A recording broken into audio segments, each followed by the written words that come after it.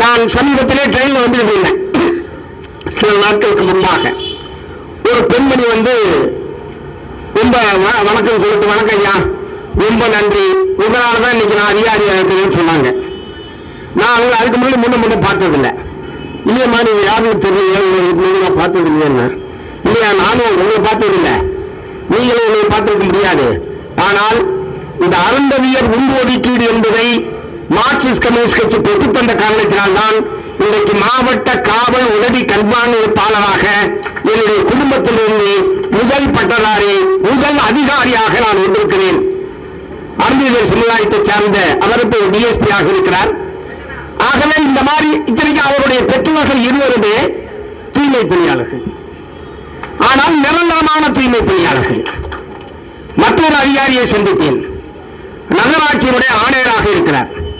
அவர் அருந்ததிய சமுதாயத்தை சார்ந்தவர்.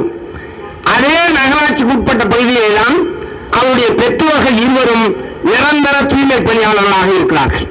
அவருடைய பெற்றோருக்கு அவர் அதிகாரி.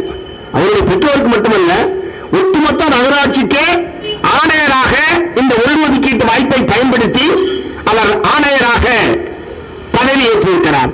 இப்படி நம்முடைய அடுத்த தலைமுறை படித்து முன்னேறுவதற்கும் அரசுடைய உயர் பணிகளுக்கு செல்வதற்கும் இந்த தூய்மை பணியாளர்களுடைய நிரந்தரமான வேலை என்பதும் பாதுகாப்பான ஊதியம் என்பதும் தான் அடிப்படையாக இருந்திருக்கிறதே தவிர, அது இல்லாமல் போயிருந்தால் இப்படிப்பட்ட மாற்றங்களை நம்முடைய குடும்பங்களிலே கண்டிருக்க முடியுமா என்பதை நான் உங்கள் மத்தியிலே கேட்க விரும்புகிறேன்.